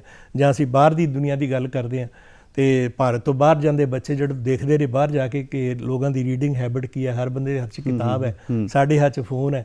ਤੇ ਉਹ ਫਿਰ ਇੱਕ ਰੀਸੋ ਰੀਸ ਉਹਦਾ ਫਰਕ ਪੈਂਦਾ। ਦੂਜਾ ਭੂਹੇ ਦਾ ਵੀ ਫਰਕ ਪੈਂਦਾ ਕਿ ਫਿਰ ਉਹ ਅਗਲਾ ਮਿਸ ਕਰਦਾ ਬਹੁਤ ਕੁਛ। ਜਦੋਂ ਮਿਸ ਕਰਦਾ ਉਹ ਕਹਿੰਦਾ ਯਾਰ ਬਾਕੀਆਂ ਕਿਉਂ ਹਿਸਟਰੀ ਪੜ੍ਹ ਰਹੇ ਨੇ, ਉਹਨਾਂ ਕੋਲੇ ਕਿਉਂ ਇਸ ਤਰ੍ਹਾਂ ਦਾ ਗਿਆਨ ਹੈ, ਸਾਡੇ ਕੋਲ ਕੀ ਕਮੀ ਰਹਿ ਗਈ। ਤੇ ਫਿਰ ਉਹ ਉੱਥੋਂ ਦੇ ਅਖਬਾਰ ਨਾਲ ਜੁੜਦਾ, ਉੱਥੋਂ ਦੇ ਰੇਡੀਓ ਨਾਲ ਜੁੜਦਾ, ਉੱਥੋਂ ਦੇ TV ਮਾਧਿਅਮ ਨਾਲ ਜੁੜਦਾ, ਉੱਥੋਂ ਦੀ ਕਿਤਾਬ ਨਾਲ ਜੁੜਦਾ। ਤੇ ਜਦੋਂ ਇਹ ਮੁਸ਼ਕਿਲ ਤਾਂ ਬਹੁਤ ਆਉਂਦੀ ਹੈ, ਮੈਂ ਤਾਂ ਆਪਾਂ ਪਹਿਲਾਂ ਵੀ ਗੱਲ ਕੀਤੀ, ਮੁਸ਼ਕਿਲ ਕੀ ਆਉਂਦੀ ਹੈ ਕਿ ਕਿਤਾਬ ਨੂੰ ਲੈ ਕੇ ਜਾਣਾ ਬੜਾ ਔਖਾ ਕੰਮ ਹੈ। ਹਰ ਬੰਦਾ ਨਹੀਂ ਕਰ ਸਕਦਾ। ਪਹਿਲੀ ਗੱਲ ਤਾਂ ਟ੍ਰੇਡ ਹੀ ਨਹੀਂ ਹੈ ਇਹ। ਇਹਨੂੰ ਹਿੰਦੁਸਤਾਨ ਦੇ ਵਿੱਚ ਟ੍ਰੇਡ ਦਾ ਦਰਜਾ ਹੀ ਹਾਸਲ ਨਹੀਂ ਹੈ, ਕਿਉਂਕਿ ਟ੍ਰੇਡ ਵਾਸਤੇ ਤਾਂ ਲੋਨ ਮਿਲ ਜਾਂਦੇ ਨੇ, ਲੇਕਿਨ ਇਸ ਵਾਸਤੇ ਐਸਾ ਕੁਛ ਨਹੀਂ ਕੋਈ ਇਸ ਤਰ੍ਹਾਂ ਦਾ। ਇਹ ਸਿਰਫ ਉਹੀ ਕਰਦੇ ਨੇ ਜਿਹੜੇ ਆਪ ਲੇਖਕ ਨੇ, ਜਿਨ੍ਹਾਂ ਦੇ ਪਰਿਵਾਰ ਲੇਖਕ ਨੇ, ਜਾਂ ਜਿਹੜੇ ਕਹਿੰਦੇ ਨੇ ਵੀ ਸਾਨੂੰ ਹੋਰ ਕੁਛ ਨਹੀਂ ਆਉਂਦਾ ਤੇ ਅਸੀਂ ਇਹੀ ਕੰਮ ਕਰਨਾ। ਇਹਦੇ 'ਚ ਆਨੰਦ ਦੀ ਪ੍ਰਾਪਤੀ ਆਉਂਦੀ ਹੈ। ਇਹ ਪ੍ਰੋਫੈਸ਼ਨ ਨਹੀਂ ਹੈ, ਬਿਜ਼ਨਸ ਨਹੀਂ ਹੈ। ਨਹੀਂ ਤਾਂ ਸਾਰੀ ਦੁਨੀਆ ਜਲੰਧਰ ਲੁਧਿਆਣਾ ਤਾਂ ਸਾਰਾ ਕਿਤਾਬ ਦੇ ਨਾਲ ਮਗਰ ਹੀ ਤੁਰ ਪੈਂਦਾ, ਇੱਥੇ ਇੰਡਸਟਰੀ ਲੱਗ ਜਾਂਦੀ। ਲੇਕਿਨ ਐਸਾ ਨਹੀਂ ਹੋਇਆ। ਲੇਕਿਨ ਉਹ ਉਹੀ ਲੋਕ ਕਰਦੇ ਨੇ ਜਿਹੜੇ ਸਾਹਿਤ ਨਾਲ ਜੁੜੇ ਹੋਏ ਨੇ, ਜਿਹੜੇ ਕਿਤਾਬ ਨਾਲ ਜੁੜੇ ਹੋਏ ਨੇ, ਜਿਨ੍ਹਾਂ ਨੂੰ ਪਤਾ ਅੱਖਰ ਗਿਆਨ ਦੀ ਅਹਿਮੀਅਤ ਕੀ ਹੈਗੀ ਹੈ। ਉਹ ਫਿਰ ਅਹਿਮੀਅਤ ਵੰਡਣ ਵਾਸਤੇ ਕਿਤਾਬ ਨੂੰ ਸਫ਼ਰ ਦੇ ਵਿੱਚ ਲੈ ਕੇ ਜਾਂਦੇ ਨੇ। ਇਹ ਬੜਾ ਮੁਸ਼ਕਿਲ ਹੈ, ਔਖਾ ਕੰਮ ਹੈ, ਕਿਉਂਕਿ 10-20-50 ਕਿਤਾਬਾਂ ਵਾਸਤੇ ਬੰਦੇ ਨੂੰ ਸਕੂਟਰ ਤੇ ਜਾਣਾ ਪਵੇ ਜਾਂ ਉਹਦਾ ਆਪਣਾ ਖਰਚਾ ਵੀ ਨਾ ਨਿਕਲੇ, ਫਿਰ ਵੀ ਉਹਨੇ ਉਹ ਸਾਰਾ ਕੁਝ ਕਰ ਰਿਹਾ। ਉਹ ਤਦੇ ਕਰ ਰਿਹਾ ਕਿ ਉਹਦੇ ਅੰਦਰ ਇੱਕ ਪਿਆ ਹੈ ਕਿ ਯਾਰ ਮੈਂ ਤਾਂ ਪੜ੍ਹ ਲਿਆ, ਅਗਲੀ ਜਨਰੇਸ਼ਨ ਨੂੰ ਪੜ੍ਹਾਉਣਾ ਚਾਹੀਦਾ। ਤੇ ਉਹਦੇ ਲਈ ਤੁਹਾਨੂੰ ਐਫਰਟਸ ਤਾਂ ਕਰਨੇ ਪੈਣੇ। ਕਿਸੇ ਨਾ ਕਿਸੇ ਰੂਪ ਬਦਲਦੇ ਰਹਿਣਗੇ, ਕਿਸੇ ਨਾ ਕਿਸੇ ਰੂਪ ਦੇ ਵਿੱਚ ਜਾਣਾ ਪਏਗਾ ਪਾਠਕ ਕੋਲੇ। ਅਗਰ ਪਾਠਕ ਕੋਲੇ ਨਹੀਂ ਜਾਂਦੇ ਤੇ ਕਿਤਾਬ ਨਹੀਂ ਪਹੁੰਚੇਗੀ। ਜੀ ਬਿਲਕੁਲ ਜੀ। ਤੇ ਕਿਤਾਬਾਂ ਮੇਰਾ ਜੀਵਨ ਸੰਵਾਰਦੀਆਂ, ਕਿਤਾਬਾਂ ਮੇਰਾ ਮਸਤਕ ਸੁਧਾਰਦੀਆਂ। ਤੇ ਕਿਤਾਬਾਂ ਸਾਨੂੰ ਬਹੁਤ ਸਾਰਾ ਗਿਆਨ ਦਿੰਦੀਆਂ ਨੇ, ਹੈ ਨਾ ਜੀ। ਤੇ ਗਿਆਨ ਦੇ ਸਿਰ ਤੇ ਉੱਤੇ ਅਸੀਂ ਆਪਣੀ ਜ਼ਿੰਦਗੀ ਕੱਟਦੇ ਹਾਂ। ਤੁਸੀਂ ਵਿਦੇਸ਼ਾਂ ਦੀ ਗੱਲ ਕੀਤੀ, ਵਿਦੇਸ਼ਾਂ ਵਿੱਚ ਜਾਂਦੇ ਹੋ, ਭਾਰਤ ਦੇ ਵਿੱਚ ਵੀ ਕਾਫੀ ਤੁਸੀਂ ਕੰਮ ਕਰ ਰਹੇ ਹੋ। ਤੇ ਕਿਸ ਤਰ੍ਹਾਂ ਦਾ ਪਾਠਕਾਂ ਦੇ ਵਿੱਚ ਤੁਸੀਂ ਰੁਝਾਨ ਵੇਖਿਆ ਭਾਰਤ ਤੇ ਵਿਦੇਸ਼ਾਂ ਦੇ ਵਿੱਚ? ਬਹੁਤ ਵਧੀਆ ਰੁਝਾਨ ਹੈ। ਪੰਜਾਬ ਦੇ ਵਿੱਚ ਦੇਖਿਆ ਜਾਵੇ ਤਾਂ 3-4 ਯੂਨੀਵਰਸਿਟੀਆਂ, ਪਟਿਆਲਾ, ਚੰਡੀਗੜ੍ਹ ਜਾਂ ਅੰਮ੍ਰਿਤਸਰ, ਗੁਰੂ ਨਾਨਕ ਯੂਨੀਵਰਸਿਟੀ, ਉੱਥੇ ਐਗਜ਼ੀਬਿਸ਼ਨ ਲੱਗਦੀਆਂ ਨੇ ਤੇ ਬਹੁਤ ਪਾਠਕ ਆਉਂਦਾ ਉੱਥੇ। ਜਲੰਧਰ ਦੇ ਵਿੱਚ ਦੇਸ਼ ਭਗਤ ਹਾਲ ਦੇ ਵਿੱਚ ਐਗਜ਼ੀਬਿਸ਼ਨ ਲੱਗਦੀਆਂ ਨੇ। ਲੁਧਿਆਣੇ ਮਈ ਦਿਵਸ ਦਾ ਮੇਲਾ ਹੁੰਦਾ ਜਾਂ ਨਾਟਕ ਮੇਲੇ ਹੁੰਦੇ ਨੇ, ਜਾਂ ਜਿੱਥੇ ਜਿੱਥੇ ਵੀ, ਖਾਸ ਕਰਕੇ ਸੰਗਰੂਰ, ਬਠਿੰਡਾ ਬੈਲਟ ਬਹੁਤ ਪੜ੍ਹਦੀ ਹੈ। ਸੰਗਰੂਰ, ਮਾਲਵਾ ਦੇ ਵਿੱਚ ਬਹੁਤ ਸਾਹਿਤ ਪੜ੍ਹਿਆ ਜਾਂਦਾ ਤੇ ਉੱਥੇ ਜ਼ਾਹਿਰ ਹੈ ਕਿਤਾਬ ਉੱਥੇ ਪਹੁੰਚਦੀ ਵੀ ਹੈ। ਹਰ ਪ੍ਰਕਾਸ਼ਕ ਦੀ ਕੋਸ਼ਿਸ਼ ਹੁੰਦੀ ਹੈ ਕਿ ਮੈਂ ਉੱਥੇ ਜਿੱਥੇ ਜਿੱਥੇ ਕੋਈ ਸਾਹਿਤਕ ਸਮਾਗਮ ਹੋ ਰਿਹਾ, ਜਾਂ ਜਿੱਥੇ ਕਹਿ ਲਾ ਸਾਹਿਤਕ ਸਮਾਗਮ ਨਹੀਂ ਵੀ ਹੋ ਰਿਹਾ, ਕੋਈ ਅੰਦੋਲਨ ਹੋ ਰਿਹਾ, ਕੋਈ ਰੈਲੀ ਹੋ ਰਹੀ ਹੈ, ਤੇ ਉੱਥੇ ਵੀ ਉਹ ਕੋਸ਼ਿਸ਼ ਕਰਦੇ ਨੇ ਕਿ ਅਸੀਂ ਕਿਤਾਬ ਲੈ ਕੇ ਜਾਈਏ। ਹੋਰ ਤਾਂ ਹੋਰ, ਗੁਰਸ਼ਰਨ ਭਾਜੀ ਦੀ ਡੈਥ ਦੇ ਉੱਤੇ ਜਦੋਂ ਉਹਨਾਂ ਦੀ ਸ਼ਰਧਾਂਜਲੀ ਸਮਾਗਮ ਸੀ, ਇੱਕ ਵੱਖਰੀ ਤਰ੍ਹਾਂ ਦਾ ਮਾਹੌਲ ਦੇਖਣ ਨੂੰ ਮਿਲਿਆ ਕਿ ਉੱਥੇ ਕਿਤਾਬਾਂ ਦੀ ਐਗਜ਼ੀਬਿਸ਼ਨ ਲੱਗੀ। ਅਜਮੇਰ ਔਲਖ ਦਾ ਜਦੋਂ ਡੈਥ ਹੋਈ ਹੈ, ਸ਼ਰਧਾਂਜਲੀ ਸਮਾਗਮ ਹੋਇਆ, ਉੱਥੇ 20,000 ਲੋਕਾਂ ਦੀ ਗੈਦਰਿੰਗ ਸੀ, ਉੱਥੇ ਬਹੁਤ ਵੱਡਾ ਬਾਜ਼ਾਰ ਲੱਗਿਆ ਸੀ ਕਿਤਾਬਾਂ ਦਾ। ਲੋਕਾਂ ਨੇ ਨੈਗੇਟਿਵ ਵੀ ਲਿਆ ਉਸ ਗੱਲ ਨੂੰ, ਲੇਕਿਨ ਪੋਜ਼ਿਟਿਵ ਵੀ ਲੈ ਕੇ ਸਾਨੂੰ ਘੱਟੋ ਘੱਟ ਇਹ ਵਧੀਆ ਹੋਇਆ। ਬਹੁਤ ਸਾਰੇ ਤਾਂ ਸਾਡੇ ਲੇਖਕਾਂ ਨੇ ਵਿਆਹਾਂ ਦੇ ਵਿੱਚ ਵੀ ਇਸ ਤਰ੍ਹਾਂ ਦਾ ਕੀਤਾ ਕਿ ਜਿੱਥੇ ਵਿਆਹ ਦੀ ਫੰਕਸ਼ਨ ਚੱਲ ਰਿਹਾ ਉੱਥੇ ਵੀ ਨਾਲ 4 ਟੇਬਲ ਲਾ ਕੇ ਕਿਤਾਬਾਂ ਦੀ ਐਗਜ਼ੀਬਿਸ਼ਨ ਲਾਈ, ਤਾਂ ਕਿ ਉਹ ਵਿਆਹ ਵਾਲੇ ਆਏ ਵੀ ਲੋਕ ਕਿਤਾਬ ਲੈ ਕੇ ਜਾਣ, ਤਾਂ ਕਿ ਉਹ ਇਹ ਨਾ ਕਹਿਣ ਕਿ ਯਾਰ ਕਿਤਾਬ ਲੈਣ ਕੌਣ ਬਾਜ਼ਾਰ ਜਾਏਗਾ, ਤੇ ਕਿਤਾਬ ਤਾਂ ਤੁਹਾਡੇ ਕੋਲ ਆ ਰਹੀ ਹੈ। ਪੁਸਤਕ ਪ੍ਰਦਰਸ਼ਨੀ ਬਹੁਤ ਜ਼ਰੂਰੀ ਹੈ ਸਾਡੀ ਜ਼ਿੰਦਗੀ ਦੇ ਵਿੱਚ। ਤੇ ਗੁਰਬਾਣੀ ਕਹਿੰਦੀ ਹੈ ਕਿ ਵੇਦ ਕਤੇਫ ਇਫਤਰਾ ਭਾਈ ਦਿਲ ਕਾ ਫਿਕਰ ਨਾ ਜਾਏ, ਟੁਕ ਦਮ ਕਰਾਰੀ ਜਿਉਂ ਕਰੇ ਹਾਜ਼ਰ ਹਜ਼ੂਰ ਖੁਦਾਏ। ਵਿਚਾਰ ਕਰਨਾ ਬਹੁਤ ਜ਼ਰੂਰੀ ਹੈ ਨਾ ਕਿਤਾਬਾਂ ਦੇ ਉੱਤੇ। ਕਿਤਾਬ ਚੰਗਾ ਪਾਠਕ ਹੋਏਗਾ, ਵਿਚਾਰ ਕਰੇਗਾ, ਪਰ ਸ਼ਾਇਦ ਕੀ ਹੋ ਰਿਹਾ ਹੈ ਕਿ ਅਸੀਂ ਕਿਤਾਬਾਂ ਦੇ ਨਾਲ ਜੁੜੇ ਹਾਂ, ਪਰ ਉਹਨਾਂ ਸ਼ਬਦਾਂ ਨੂੰ, ਉਹਨਾਂ ਅੱਖਰਾਂ ਨੂੰ ਆਪਣੀ ਜ਼ਿੰਦਗੀ ਦੇ ਵਿੱਚ ਵਿਚਾਰਦੇ ਨਹੀਂ, ਬਲਕਿ ਇੱਕ ਦੂਜੇ ਨੂੰ ਕਾਪੀ ਕਰਕੇ ਨਾ ਤੇ ਅਸੀਂ ਬਹਿਸਬਾਜ਼ੀ ਦੇ ਵਿੱਚ ਪੈ ਜਾਂਦੇ ਹਾਂ। ਪਰ ਕਿਤਾਬ ਸਾਨੂੰ ਇਹ ਕੁਝ ਨਹੀਂ ਸਿਖਾਉਂਦੀ ਕਿ ਅਸੀਂ ਬਜਾਏ ਬਹਿਸਬਾਜ਼ੀ ਦੇ ਪੈਣ ਦੇ ਅਸੀਂ ਸਹਿਜ ਦੇ ਨਾਲ ਵੀ ਉਸ ਗੱਲ ਨੂੰ ਸਮਾਪਤ ਕਰ ਸਕਦੇ ਹਾਂ। ਤੁਸੀਂ ਇਸ ਗੱਲ ਨੂੰ ਕਿੱਦਾਂ ਲੈਂਦੇ ਹੋ ਬਤੌਰ ਸਾਹਿਤਕਾਰ? ਮੈਂ ਇਹ ਲੈਣਾ ਕਿ ਬਹਿਸ ਵੀ ਇੱਕ ਜ਼ਰੂਰੀ ਅੰਗ ਹੈ, ਕਿ ਡਿਬੇਟ ਦੇ ਵਿੱਚੋਂ ਬਹੁਤ ਕੁਝ ਨਿਕਲਦਾ, ਵਿਚਾਰ ਦੇ ਵਿੱਚੋਂ ਵਿਚਾਰ ਨਿਕਲਦਾ, ਲੇਕਿਨ ਜੇ ਲੇਖਕ, ਪਾਠਕ, ਪ੍ਰਕਾਸ਼ਕ ਸਾਰੇ ਇਕੱਠੇ ਹੋ ਕੇ ਇੱਕ ਜਦੋਜਹਿਦ ਕਰਨ, ਐਗਜ਼ੀਬਿਸ਼ਨਾਂ ਲਗਾਉਣ, ਜਿੱਥੇ ਜਿੱਥੇ ਸਮਾਗਮ ਹੁੰਦਾ ਉੱਥੇ ਪਛਾਣ, ਤੇ ਕੋਈ ਹਰ ਲਈ ਕਿ ਹਰ ਘਰ ਦੇ ਵਿੱਚ ਕਿਤਾਬ ਨਾ ਪਹੁੰਚੇ।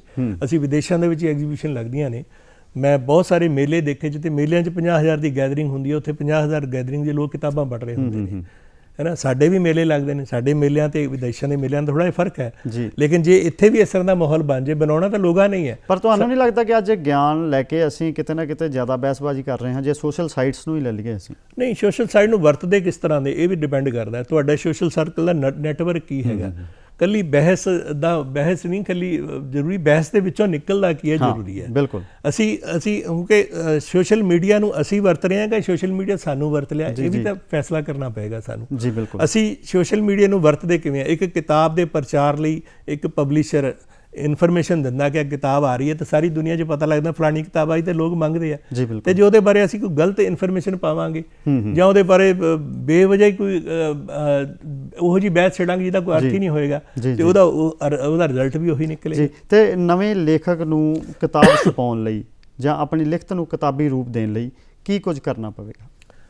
ਨਏ ਪਰਿੰਦੋਂ ਕੋ ਉਡਨੇ ਮੇਂ ਵਕਤ ਤੋਂ ਲਗਤਾ ਹੈ ਜੀ। ਨਏ ਜਿਹੜਾ ਨਵਾਂ ਲੇਖਕ ਹੈ ਉਹਨੂੰ ਪਹਿਲਾਂ ਤਾਂ ਪ੍ਰੋਪਰ ਚੈਨਲ ਹੀ ਹੋਣਾ ਚਾਹੀਦਾ ਹੈ ਕਿ ਜਿਹੜੇ ਸਾਹਿਤਕ ਮੈਗਜ਼ੀਨ ਹੈ ਉਹ ਸਾਰੇ ਦੇ ਸਾਰੇ ਮੈਗਜ਼ੀਨ ਪੜ੍ਹੇ, ਅਖਬਾਰ ਪੜ੍ਹੇ, ਅਖਬਾਰ ਦੇ ਸੰਡੇ ਐਡੀਸ਼ਨ ਦਾ ਜ਼ਰੂਰ ਪੜ੍ਹੇ, ਉਹਨਾਂ ਦੇ ਵਿੱਚ ਜਿਹੜਾ ਸਾਹਿਤ ਛਪ ਰਿਹਾ ਉਹਨੂੰ ਆਪਣੇ ਨਾਲ ਰਲ ਗੱਡ ਕਰੇ। ਜੇ ਉਹ ਮੈਗਜ਼ੀਨਾਂ ਛਪਦਾ ਰਹੇਗਾ ਤੇ ਪਾਠਕ ਵਧੇਗਾ ਉਹਦਾ, ਤਾਂ ਪਾਠਕ ਨੂੰ ਪਛਾਣ ਲੋੜ ਹੋਏਗੀ, ਯਾਰ ਫਲਾਣੇ ਲੇਖਕ ਦੀ ਮੈਂ ਕਿਤਾਬ ਪੜ੍ਹ ਰਿਹਾ, ਉਹਦੀ ਮੈਗਜ਼ੀਨ 'ਚ ਰਚਨਾ ਪੜ੍ਹ ਰਿਹਾ, ਉਹਦੀ ਕਿਤਾਬ ਨਹੀਂ ਮਿਲ ਰਹੀ, ਮਤਲਬ ਕਿਤਾਬ ਦੀ ਕਿਉਰਿਓਸਿਟੀ ਪੈਦਾ ਹੋਏਗੀ। ਤੇ ਜੇ ਅਸੀਂ ਸ਼ੁਰੂ ਦੇ ਵਿੱਚ ਹੀ ਕਿ ਮੈਂ ਕਿਤਾਬ ਲਿਖ ਲਿਆ, ਮੈਂ ਕਿਤਾਬ ਤਿਆਰ ਕਰ ਲਈ, ਆਪੇ ਛਾਪ ਲਈ, ਆਪੇ ਸਾਰਾ ਕੁਝ ਕਰ ਲਿਆ ਤੇ ਵੰਡਤੀ, ਤੇ ਫਿਰ ਉਹਦਾ ਭਾਈ ਕੋਈ ਅਰਥ ਨਹੀਂ ਮਿਲੇਗਾ। ਕਿਤਾਬ ਨੂੰ ਕਿਤਾਬ ਤੱਕ ਪਹੁੰਚਣ ਲਈ ਬਹੁਤ ਸਮਾਂ ਲੱਗਦਾ। ਵੱਡੇ ਲੇਖਕਾਂ ਨੂੰ ਬੜਾ ਸਮਾਂ ਲੱਗਾ, ਨਾਨਕ ਸਿੰਘ ਨੂੰ ਨਾਨਕ ਸਿੰਘ ਬਣਨ ਤੇ ਕਿੰਨਾ ਸਮਾਂ ਲੱਗਾ, ਜਸਵੰਤ ਸਿੰਘ ਕੰਵਲ ਦੀ ਆਪਣੀ ਕਿਤਾਬ ਨੂੰ ਕਿੰਨੇ ਸਮੇਂ ਬਾਅਦ ਐਸਟੈਬਲਿਸ਼ਮੈਂਟ ਹੋਈ, ਗੁਰਦਿਆਲ ਸਿੰਘ ਨੂੰ ਇਸ ਤਰ੍ਹਾਂ ਹੋਇਆ, ਪਾਤਰ ਸਾਹਿਬ ਹੈ, ਕੋਈ ਵੀ ਲੇਖਕ ਹੈ, ਚਾਹੇ ਅਸੀਂ ਆਪ ਹੈ, ਚਾਹੇ ਮੇਰੇ ਆਲੇ ਦੁਆਲੇ ਜਿਹੜੀ ਸਾਡੇ ਸਮਕਾਲੀ ਨੇ, ਉਹਨੂੰ ਸਮਾਂ ਲੱਗਦਾ ਹੈ। ਔਰ ਸਮਾਂ ਉਦੋਂ ਹੀ ਲੱਗਦਾ ਕਿ ਜੇ ਤੁਸੀਂ ਪ੍ਰੋਪਰ ਚੈਨਲ ਚੱਲਦੇ ਹੋ ਤਾਂ। ਪ੍ਰੋਪਰ ਚੈਨਲ ਹੈ ਕਿ ਸਾਹਿਤਕ ਮੈਗਜ਼ੀਨਾਂ ਦੇ ਵਿੱਚ ਰਚਨਾਵਾਂ ਛਪਦੀਆਂ ਰਹਿਣ, ਕਹਾਣੀ ਹੈ, ਨਾਵਲ ਦਾ ਅੰਸ਼ ਹੈ, ਚਾਹੇ ਵਾਰਤਕ ਹੈ, ਕਵਿਤਾ ਹੈ, ਉਹ ਛਪੇ ਤਾਂ ਕਿ ਹੌਲੀ ਹੌਲੀ ਲੋਕਾਂ ਨੂੰ ਪਤਾ ਲੱਗੇ ਕਿ ਹਾਂ ਵੀ ਉਹਦੀ ਕੋਈ ਰਚਨਾ ਛਪ ਰਹੀ ਹੈ, ਤੇ ਫਿਰ ਉਹ ਲੱਭਣ ਦੀ ਕੋਸ਼ਿਸ਼ ਕਰੇਗਾ। ਜਦ ਲੱਭਣ ਦੀ ਕੋਸ਼ਿਸ਼ ਕਰੇਗਾ ਫਿਰ ਉਹਦੀ ਪਛਾਣ ਬਣਨੀ ਸ਼ੁਰੂ ਹੋਏਗੀ। ਤੇ ਮੈਕਸਿਮ ਗੋਰਕੀ ਹੋਏ ਨੇ ਇੱਕ ਫਿਲਾਸਫਰ ਨੇ, ਤੇ ਉਹਨਾਂ ਨੇ ਕਿਹਾ ਹੈ ਕਿ ਮੇਰੇ ਵਿੱਚ ਜਿੰਨੀਆਂ ਵੀ ਚੰਗਿਆਈਆਂ ਨੇ ਇਸ ਦਾ ਰਾਜ ਇਹੀ ਹੈ ਕਿ ਮੇਰੇ ਕੋਲ ਕਿਤਾਬਾਂ ਨੇ। ਕਿਤਾਬ ਬਿਲਕੁਲ ਸਹੀ ਗੱਲ ਹੈ ਜੀ। ਗੋਰਕੀ ਸਾਹਿਬ ਮਾਂ, ਉਹਨਾਂ ਦੀ ਕਿਤਾਬ ਬੜੀ ਮਸ਼ਹੂਰ ਹੈ ਜੀ, 4ਵੀਂ 5ਵੀਂ ਕਲਾਸ ਪੜ੍ਹ ਲਈ ਸੀ ਅਸੀਂ ਤਾਂ, ਔਰ ਬੜਿਆਂ ਨੂੰ ਪੜ੍ਹਾਈ ਹੈ। ਲੈ ਵੀ ਜੇ ਤੁਸੀਂ ਪੜ੍ਹਨਾ ਤਾਂ ਉੱਥੋਂ ਸ਼ੁਰੂ ਕਰੋ, ਮੇਰਾ ਦਾਗਸਤਾਨ ਤੋਂ ਸ਼ੁਰੂ ਕਰੋ। ਅੱਜ ਵੀ ਰਸ਼ੀਅਨ ਸਾਹਿਤ ਦਾ ਬਹੁਤ ਵੱਡਾ ਰੋਲ ਹੈ ਪੰਜਾਬ ਨੂੰ। ਰਸ਼ੀਅਨ ਕਿਉਂਕਿ 70ਵਿਆਂ ਦੇ ਵਿੱਚ ਬਹੁਤ ਜ਼ਿਆਦਾ ਤਾਦਾਦ ਦੇ ਵਿੱਚ ਰਸ਼ੀਅਨ ਸਾਹਿਤ ਸਾਡੇ ਕੋਲ ਅਵੇਲੇਬਲ ਸੀਗਾ, ਉਹਨੇ ਜੋੜਿਆ ਸਾਨੂੰ। ਮਾਂ ਨੇ, ਮੇਰੇ ਆਪਣਾ ਦਸਤੋਵਸਕੀ ਨੇ, ਰਸੂਲ ਹਮਜ਼ਾ ਤੋਬ ਨੇ ਸਾਨੂੰ ਬਹੁਤ ਜੋੜਿਆ। ਇਸ ਤੋਂ ਬਾਅਦ ਬਹੁਤ ਵੱਡੀ ਵਿਸ਼ਾਲ ਸਾਡੇ ਕੋਲ ਇਹ ਲਿਸਟ ਹੈ ਪੰਜਾਬੀ ਲੇਖਕਾਂ ਦੀ, ਜਾਂ ਆਪਾਂ ਬਹੁਤ ਸਾਰੇ ਨਾਮ ਕਹਿ ਚੁੱਕੇ ਹਾਂ ਪਹਿਲਾਂ। ਉਹ 'ਚ ਨਿੰਦਰ ਘੁਗਿਆਨ ਵੀ ਆਉਂਦਾ, ਦਰਸ਼ਨ ਬੁੱਟਰ ਹੈ, ਜਫਰ ਹੈ, ਜਸਵੰਤ ਜਫਰ ਹੈ, ਅਸੀਂ ਨਾਨਕ ਦੇ ਕੀ ਲੱਗਦੇ ਹਾਂ, ਬਹੁਤ ਵੱਡੀ ਇੱਕ ਲਿਸਟ ਹੈ ਉਹਦੇ ਵਿੱਚ। ਉਹਦੇ ਡਾਕਟਰ ਅਜੈਬ ਸਿੰਘ ਆਉਂਦਾ, ਉਹਦੇ 'ਚ ਪਰਮਿੰਦਰ ਸੋਢੀ ਆਉਂਦਾ, ਉਹਦੇ 'ਚ ਦਰਸ਼ਨ ਬੁੱਟਰ ਆ ਜਾਂਦਾ, ਉਹਦੇ 'ਚ ਬਰਜਿੰਦਰ ਚੌਹਾਨ ਆਉਂਦਾ, ਉਹਦੇ 'ਚ ਵਿਜੇ ਵਿਵੇਕ ਆਉਂਦਾ, ਗੁਰਤੇਜ ਕੁਹਾਰ ਵਾਲਾ ਆਉਂਦੇ ਨੇ। ਇਹਨਾਂ ਦਾ ਸਾਹਿਤ ਬੇਸ਼ੁਮਾਰ ਹੈ ਔਰ ਪੜ੍ਹਿਆ ਜਾਂਦਾ ਹੈ। ਜੀ ਜੀ ਬੇਸ਼ੁਮਾਰ ਦਾ ਭਾਵ ਕਿ ਉਸ ਨੂੰ ਉਹਦੀ ਡਿਮਾਂਡ ਰਹਿੰਦੀ ਹੈ, ਹਰ ਵੇਲੇ ਲੱਭਦੇ ਰਹਿੰਦੇ ਯਾਰ ਕਿਤਾਬ ਮੈਨੂੰ ਮਿਲੇ। ਨਰਿੰਦਰ ਸਿੰਘ ਕਪੂਰ ਹੈ, ਬਹੁਤ ਲੱਭਦੇ ਨੇ ਲੋਕ ਕਿਤਾਬ, ਹਰਪਾਲ ਸਿੰਘ ਪੰਨੂ ਹੈ, ਜੀ ਜੀ ਆਪਾਂ ਜਿੰਨੇ ਨਾਲ ਹੀ ਥੋੜੇ ਹੋ ਜਾਣਗੇ। ਸਾਡਾ ਸਾਹਿਤ ਹੈ ਹੀ ਬਹੁਤ ਵਿਸ਼ਾਲ, ਬਹੁਤ ਵਿਸ਼ਾਲ ਔਰ ਹੋਣਾ ਵੀ ਚਾਹੀਦਾ ਜੀ, ਬਿਲਕੁਲ। ਤੇ ਸਾਹਿਤ ਹਰ ਘਰ ਦੇ ਵਿੱਚ ਪਹੁੰਚਣਾ ਵੀ ਚਾਹੀਦਾ। ਤੁਸੀਂ ਅੱਜ ਸਾਡਾ ਵਿਸ਼ਾ ਹੈ ਕਿ ਕਿਤਾਬਾਂ ਦਾ ਪ੍ਰਕਾਸ਼ਨ ਅਤੇ ਨਾਲ ਦੇ ਨਾਲ ਪਾਠਕ, ਹੈ ਨਾ, ਤੇ ਤੁਸੀਂ ਪ੍ਰਕਾਸ਼ਕ ਹੋ, ਤੁਸੀਂ ਸਾਹਿਤਕਾਰ ਹੋ, ਤੁਸੀਂ ਕਵੀ ਹੋ। ਤੇ ਜੇ ਮੈਂ ਪ੍ਰਕਾਸ਼ਕ ਦੇ ਤੌਰ ਤੇ ਤੁਹਾਨੂੰ ਸਵਾਲ ਪੁੱਛਦਾ ਹਾਂ ਤੇ ਦੱਸੋ, ਇਹ ਦੱਸਿਆ ਜਾਵੇ ਕਿ ਪਾਠਕਾਂ ਦੇ ਨਾਲ ਸਾਂਝ ਪਾਉਣ ਦਾ ਕਿਹੜਾ ਜ਼ਰੀਆ, ਕਿਹੜਾ ਤਰੀਕਾ ਹੋ ਸਕਦਾ ਹੈ? ਬਹੁਤ ਤਰੀਕੇ ਨੇ। ਸਭ ਤੋਂ ਵੱਡਾ ਤਰੀਕਾ ਤਾਂ ਕਿਤਾਬ ਦਾ ਹੀ ਹੈ ਕਿ ਅਸੀਂ ਜਦੋਂ ਕਿਸੇ ਨੂੰ ਗਿਫਟ ਵੀ ਦੇਣਾ ਤੇ ਉਹਨੂੰ ਕਿਤਾਬ ਵੀ ਭੇਟ ਕਰੀਏ ਤੇ ਉਹ ਗੱਲ ਤੁਰਦੀ ਹੈ। ਉਹ ਗੱਲ ਇਸ ਤਰ੍ਹਾਂ ਤੁਰਦੀ ਹੈ ਕਿ ਜਿੱਥੇ ਜਿਹੜੇ ਸਾਡੇ ਵੱਡੇ ਸਮਾਗਮ ਹੁੰਦੇ ਨੇ, ਛੋਟੇ ਜਾਂ ਵੱਡੇ ਸਮਾਗਮ, ਉੱਥੇ ਕਿਤਾਬਾਂ ਦੀ ਐਗਜ਼ੀਬਿਸ਼ਨ ਲੱਗਣ, ਉੱਥੇ ਕਿਤਾਬਾਂ ਦਾ ਆਦਾਨ ਪ੍ਰਦਾਨ ਹੋਵੇ, ਦੱਸਿਆ ਜਾਵੇ। ਜਦੋਂ ਕੋਈ ਵੀ ਪ੍ਰੋਫੈਸਰ, ਜਦੋਂ ਕੋਈ ਟੀਚਰ ਕਿਸੇ ਫਲਾਣੀ ਕਿਤਾਬ ਦੀ ਗੱਲ ਕਰਦਾ ਤੇ ਸਟੂਡੈਂਟਾਂ ਦੇ ਉਹ ਜ਼ਿਹਨ 'ਚ ਪੈਂਦੀ ਹੈ ਕਿਤਾਬ, ਤੇ ਫਿਰ ਉਹ ਕਿਤਾਬ ਲੱਭਦੇ ਨੇ।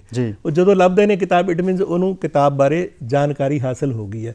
ਜਾਣਕਾਰੀ ਹਾਸਲ ਕਰਨ ਦੇ ਬਹੁਤ ਸਾਰੇ ਤਰੀਕੇ ਨੇ। ਉਹ 'ਚ ਸੋਸ਼ਲ ਮੀਡੀਆ ਵੀ ਹੈ, ਉਹਦੇ 'ਚ ਰੇਡੀਓ ਵੀ ਹੈ, ਉਹ 'ਚ ਟੀਵੀ ਮਾਧਿਅਮ ਵੀ ਹੈ, ਉਹ 'ਚ ਅਖਬਾਰ ਵੀ ਹੈ, ਉਹ ਸਾਡੀ ਮਾਊਸ ਪਬਲਿਸਿਟੀ ਵੀ ਹੈ, ਜਿਹੜਾ ਅਸੀਂ ਆਵਾਜ਼ ਰਾਹੀਂ ਗੱਲ ਕਰ ਰਹੇ ਹਾਂ। ਅਸੀਂ ਆਪਣੇ ਵਿਚਾਰਾਂ ਦੇ ਵਿੱਚ ਕਿਸੇ ਕਿਤਾਬ ਦਾ ਜ਼ਿਕਰ ਕਰਦੇ ਹਾਂ, ਔਰ ਚੰਗੀ ਗੱਲ ਹੋਏਗੀ ਜੇ ਜਿੰਨਾ ਜ਼ਿਕਰ ਜ਼ਿਆਦਾ ਹੋਏਗਾ ਉਨੀ ਕਿਤਾਬ ਜ਼ਿਆਦਾ ਪੜ੍ਹੀ ਜਾਏਗੀ। ਜਿੰਨੀ ਕਿਤਾਬ ਜ਼ਿਆਦਾ ਪੜ੍ਹੀ ਜਾਏਗੀ ਉਨਾ ਸਾਡੇ ਗਿਆਨ ਦਾ ਵਾਧਾ ਹੋਏਗਾ।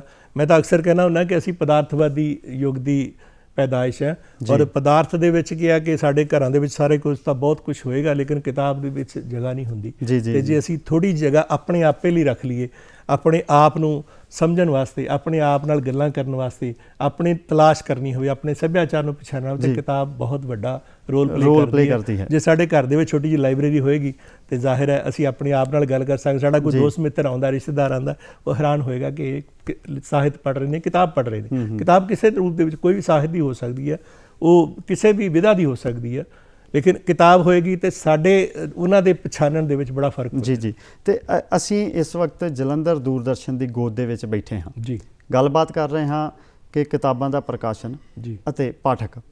ਜਲੰਧਰ ਦੂਰਦਰਸ਼ਨ ਦੇ ਕੋਲ ਵੀ ਲਾਇਬ੍ਰੇਰੀ ਹੈ ਜਿਸ ਵਿੱਚ ਹਜ਼ਾਰਾਂ ਕਿਤਾਬਾਂ ਪਈਆਂ ਨੇ, ਤੇ ਕਈ ਵਾਰੀ ਦਰਸ਼ਕ, ਕਈ ਵਾਰੀ ਆਮ ਲੋਕ ਵੀ ਨਾ ਇੱਥੇ ਜਦੋਂ ਕਿਤਾਬ, ਖਾਸ ਕਰਕੇ ਪਾਠਕ, ਜਦੋਂ ਕਿਤਾਬ ਨਹੀਂ ਲੱਭਦੀ ਤਾਂ ਕਈ ਵਾਰੀ ਜਲੰਧਰ ਦੂਰਦਰਸ਼ਨ ਦੇ ਵਿਹੜੇ ਉਸ ਲਾਇਬ੍ਰੇਰੀ ਦੇ ਵਿੱਚ ਕਿਤਾਬ ਲਈ ਆਉਂਦੇ ਵੀ ਨੇ, ਕਿਤਾਬ ਦੀ ਭਾਲ ਵੀ ਕਰਦੇ ਨੇ, ਕਿਤਾਬ ਲੈ ਕੇ ਵੀ ਜਾਂਦੇ ਨੇ।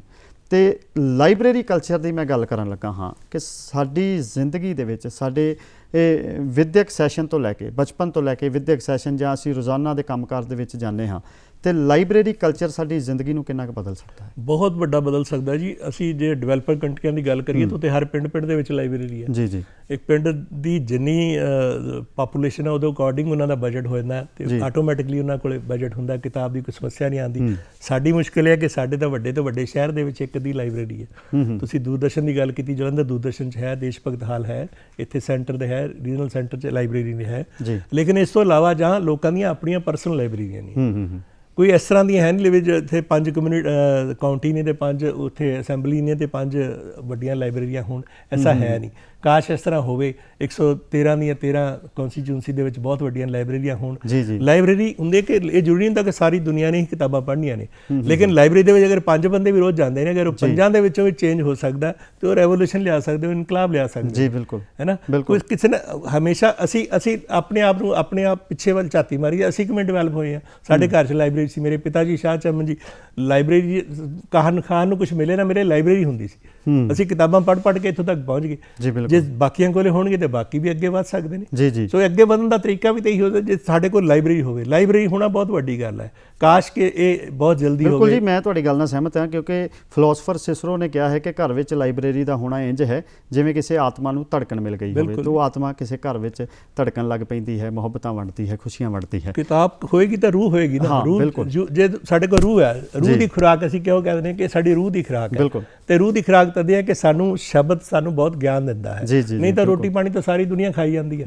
ਤੇ ਫਿਰ ਉਹਨੂੰ ਉਹ ਸੋਚਦਾ ਕਿਉਂ ਨਹੀਂ? ਬਹੁਤ ਸੋਚਦਾ ਕੌਣ ਹੈ? ਜਿਹੜਾ ਕਿਤਾਬ ਨਾਲ ਜੁੜਿਆ ਹੋਇਆ ਹੈ। ਪਰ ਜੇ ਸਾਰੇ ਲੋਕ ਜੁੜ ਜਾਣਗੇ ਤੇ ਜ਼ਾਹਿਰ ਹੈ ਬਿਹਤਰ ਸੋਚਣਗੇ ਤੇ ਬਿਹਤਰ ਆਪਣੇ ਭਵਿੱਖ ਦੀ ਉਹਨੂੰ ਬਣਾ ਸਕਣਗੇ, ਔਰ ਪੂਰੇ ਕੰਟਰੀ ਨੂੰ, ਪੂਰੀ ਦੁਨੀਆ ਨੂੰ ਬਣਾ ਸਕਣਗੇ। ਜੀ, ਪਾਠਕ ਦਾ ਬਹੁਤ ਵੱਡਾ ਰੋਲ ਹੈ ਕਿਤਾਬ ਨੂੰ ਅੱਗੇ ਲੈ ਕੇ ਜਾਣ ਦਾ, ਕਿਤਾਬ ਨੂੰ ਪੜ੍ਹਨ ਦਾ। ਕਿਤਾਬ ਨੂੰ, ਮੈਂ ਤਾਂ ਇਹ ਵੀ ਸੋਚਦਾ ਕਿ ਕਿਤਾਬ ਨੂੰ ਨਵੀਂ ਜ਼ਿੰਦਗੀ ਵੀ ਦੇ ਸਕਦਾ ਹੈ ਬਿਲਕੁਲ, ਪਾਠਕ, ਬਿਲਕੁਲ ਜੀ। ਕਿਉਂਕਿ ਕਈ ਵਾਰੀ ਆਲੋਚਕ ਵੀ ਆਉਂਦੇ ਨੇ, ਕਈ ਵਾਰੀ ਪ੍ਰਸ਼ੰਸਕ ਵੀ ਆਉਂਦੇ ਤੇ ਲੇਖਕ ਨੂੰ ਬਹੁਤ ਕੁਝ ਸਿੱਖਣ ਨੂੰ ਵੀ ਕ੍ਰੀਏਟ ਮਿਲਦਾ ਵੀ ਹੈ। ਤਾਂ ਕਰੇਗਾ ਨਾ ਕੁਝ, ਹਾਂ, ਜਦੋਂ ਕਿਤਾਬ ਬਿਲਕੁਲ। ਪੜ੍ਹ ਰਿਹਾ ਹੋਵੇਗਾ ਕਿਉਂਕਿ ਕਹਿੰਦੇ ਨੇ ਕਿ failures R the pillar of success. ਜੇ ਕਿਤੇ ਸਾਨੂੰ ਕਿਤੇ ਅਸੀਂ ਉੱਚੇ ਨੀਵੇਂ ਵੀ ਹੁੰਦੇ ਆ ਤੇ ਜਦੋਂ ਸਾਡੇ ਆਲੋਚਕ ਆਉਂਦੇ ਨੇ ਤੇ ਅਸੀਂ ਅੱਗੇ ਸਾਡੀ ਵਧਦੇ ਹਾਂ। ਸਿਰਜਣਾ ਦਾ ਕੇਂਦਰ ਬਿੰਦੂ ਵੀ ਤਾਂ ਕਿਤਾਬ ਹੈ ਨਾ ਜੀ। ਹਾਂ। ਸਿਰਜਣਾ ਤਦੇ ਹੋਏਗੀ ਜੇ ਕਿ ਅਸੀਂ ਕੁਝ ਪੜਾਂਗੇ ਜੀ। ਤਾਂ ਸੋਚਾਂਗੇ ਤਾਂ ਕੁਝ ਗੈਨ ਕਰਾਂਗੇ। ਬਿਲਕੁਲ ਜੀ। ਤੇ ਕਿਤਾਬਾਂ ਦਾ ਪ੍ਰਕਾਸ਼ਕ, ਜੀ। ਪ੍ਰਕਾਸ਼ਨ ਅਤੇ ਪਾਠਕ, ਤੇ ਅੱਜ ਦਾ ਦੌਰ ਕੰਪਿਊਟਰੀਕਰਨ ਦਾ ਦੌਰ ਹੈ ਜੀ। PDF ਫਾਈਲ ਵੀ ਆ ਗਈ ਹੈ, PDF ਦੇ ਉੱਤੇ ਵੀ ਅਸੀਂ ਪੜ੍ਹ ਸਕਦੇ ਹਾਂ। ਕੀ ਤੁਸੀਂ ਪ੍ਰਕਾਸ਼ਕ ਦੇ ਤੌਰ ਤੇ ਕੋਈ ਇਸ ਕੰਪਿਊਟਰੀਕਰਨ ਕਰਕੇ ਮੁਸ਼ਕਲਾਂ ਦਾ ਸਾਹਮਣਾ ਕੀਤਾ, ਤੇ ਜਾਂ ਤੁਸੀਂ ਕੰਪਿਊਟਰੀਕਰਨ ਕਰਕੇ ਕੀ ਕਹਿੰਦੇ ਹੋ ਕਿ ਕਿਤਾਬੀ ਦੇ ਜਲਦ ਵਾਲੇ ਰੂਪ ਨੂੰ ਕੋਈ ਅਸਰ ਪਏਗਾ ਕੰਪਿਊਟਰੀਕਰਨ? ਨਹੀਂ, ਬਿਲਕੁਲ ਨਹੀਂ ਪਏਗਾ ਜੀ। 30 ਸਾਲ ਪਹਿਲਾਂ ਜਦੋਂ ਅਸੀਂ ਸ਼ੁਰੂ ਕੀਤਾ ਸੀ, 23 ਸਾਲ ਪਹਿਲਾਂ ਸਾਨੂੰ ਵੀ ਡਰਾਇਆ ਜਾ ਰਿਹਾ ਸੀ ਜੀ, ਹੁੰਦਾ ਕੰਪਿਊਟਰ ਆ ਗਿਆ, ਹੁਣ ਕਿਤਾਬ ਕੌਣ ਪੜ੍ਹੇਗਾ? ਕਿਤਾਬ ਉਸ ਤੋਂ ਵੱਧ ਪੜ੍ਹੀ ਜਾ ਰਹੀ ਹੈ। ਜੀ ਜੀ। PDF ਵੀ ਆ ਗਈਆਂ, ਲੇਕਿਨ PDF ਪਾਉਂਦਾ ਕੌਣ ਹੈ? ਜਿਹੜਾ ਅਨਨੋਨ ਪਰਸਨ ਹੈ ਉਹੀ ਪਾ ਰਿਹਾ ਹੁੰਦਾ ਕਿ ਮੇਰੀ ਕਿਤਾਬ ਆਈ ਹੈ, ਮੇਰੀ PDF ਪੜ੍ਹ ਲਓ। ਜਿਹੜਾ ਸੀਨੀਅਰ ਹੈ, ਐਸਟੈਬਲਿਸ਼ਡ ਹੈ, ਉਹਨੂੰ ਕਦੀ ਲੋੜ ਨਹੀਂ ਪੈਂਦੀ। ਕਿਉਂਕਿ ਜਦੋਂ ਅਸੀਂ ਵਰਕਾ ਉਲਟਾਨੇ ਆ ਨਾ, ਜਿਹੜਾ ਉਹ ਆਨੰਦ ਆਉਂਦਾ ਉਹ PDF 'ਚ ਨਹੀਂ ਆ ਸਕਦਾ। PDF ਨੂੰ ਤੁਸੀਂ ਲਗਾਤਾਰ ਨਹੀਂ ਦੇਖ ਸਕਦੇ। PDF ਤੇ ਇੱਕ ਇਨਫੋਰਮੇਸ਼ਨ ਹੈ ਕਿ ਫਲਾਣੀ ਕਿਤਾਬ ਦੇ ਬਾਰੇ ਕਿਤੇ ਇਨਫੋਰਮੇਸ਼ਨ ਛਪ ਗਿਆ ਕਿਤੇ, ਲੇਕਿਨ ਪੜ੍ਹਿਆ ਉਦੋਂ ਜਾਏਗਾ ਜਦੋਂ ਕਿਤਾਬ ਹੈ। ਕਿਤਾਬ ਤੁਸੀਂ ਲੇਟ ਕੇ ਵੀ ਪੜ੍ਹ ਸਕਦੇ ਹੋ, ਤੁਸੀਂ ਸਫ਼ਰ ਕਰਦੇ ਵੀ ਪੜ੍ਹ ਸਕਦੇ ਹੋ। ਜਿਹੜਾ PDF ਹੈ, PDF ਤੇ ਤੁਹਾਡਾ ਆਈ ਸਾਈਡ ਤੇ ਕਿੰਨਾ ਫਰਕ ਪੈ ਰਿਹਾ, ਇਸ ਗੱਲ ਦਾ ਵੀ ਧਿਆਨ ਰੱਖਣਾ ਪੈਂਦਾ। ਔਰ ਮੈਂ ਦੇਖਿਆ ਕਿ ਜਿਹੜਾ ਟੋਟਲ E-ਬੁੱਕ ਹੈ ਜਾਂ PDF ਹੈ, ਉਹਦੇ ਵਿੱਚ ਅਸੀਂ ਡਾਟਾ ਇਕੱਠਾ ਕਰਦੇ ਤਾਂ 5% ਵੀ ਨਹੀਂ ਆਉਂਦਾ। 5% ਵੀ ਨਹੀਂ। 95% ਉਹੀ ਹੈ, 95% ਕਿ ਲੋਕ ਕਿਤਾਬ ਵੱਲ ਰੁਚਿਤ ਹੁੰਦੇ ਨੇ, ਕਿਤਾਬ ਪੜ੍ਹਦੇ ਨੇ। ਜੀ ਜੀ। ਤੇ ਜਾਂਦੇ ਜਾਂਦੇ ਇੱਕ ਛੋਟਾ ਜਿਹਾ ਸੰਦੇਸ਼ ਸਾਰੇ ਮੇਰੇ ਤੋਂ ਵੱਧ ਸਿਆਣੇ ਨੇ ਜੀ। ਸੰਦੇਸ਼ ਇਹੀ ਹੈ ਕਿ ਅਸੀਂ ਆਪਣੇ ਆਪ ਨੂੰ ਜਾਣਨਾ, ਆਪਣੇ ਸੱਭਿਆਚਾਰ ਨੂੰ ਜਾਣਨਾ, ਆਪਣੀ ਹਿਸਟਰੀ ਨੂੰ ਜਾਣਨਾ, ਆਪਣੇ ਆਪੇ ਨੂੰ ਜਾਣਨਾ, ਜਾਂ ਆਪਣੇ ਅੰਦਰ ਨਾਲ ਗੱਲ ਕਰਨੀ ਹੈ, ਤੇ ਉਹ ਸਭ ਤੋਂ ਵੱਡੀ ਕਿਤਾਬ ਹੈ। ਬਿਲਕੁਲ ਜੀ। ਕਿਤਾਬ ਸਾਡੇ ਕੋਲ ਹੋਏਗੀ ਤੇ ਸਾਰਾ ਕੁਝ। ਬਿਲਕੁਲ ਜੀ। ਕਿਤਾਬ ਸਾਨੂੰ ਜ਼ਿੰਦਗੀ ਦਿੰਦੀ ਹੈ, ਕਿਤਾਬ ਸਾਨੂੰ ਰਾਹ ਦਿਖਾਉਂਦੀ ਹੈ, ਕਿਤਾਬ ਸਾਨੂੰ ਦੱਸਦੀ ਹੈ ਕਿ ਅਸੀਂ ਆਪਣੇ ਦੋਸਤਾਂ ਦੇ ਵਿੱਚ ਕਿੱਦਾਂ ਵਿਚਰਨਾ ਹੈ, ਰਿਸ਼ਤੇਦਾਰਾਂ ਦੇ ਵਿੱਚ ਕਿੱਦਾਂ ਵਿਚਰਨਾ ਹੈ, ਤੇ ਸਮਾਜਿਕ ਸਾਂਝਾਂ ਨੂੰ ਕਿੱਦਾਂ ਬਰਕਰਾਰ ਰੱਖਣਾ ਹੈ। ਦੋਸਤੋ, ਤੁਸੀਂ ਸਾਡੇ ਨਾਲ ਜੁੜੇ, ਤੁਹਾਡਾ ਬਹੁਤ ਬਹੁਤ ਧੰਨਵਾਦ। ਗੁਲਾਟੀ ਸਾਹਿਬ, ਤੁਸੀਂ ਸਟੂਡੀਓ ਦੇ ਵਿੱਚ ਆਏ, ਬਹੁਤ ਬਹੁਤ ਤੁਹਾਡਾ ਧੰਨਵਾਦ ਜੀ, ਬਹੁਤ ਬਹੁਤ।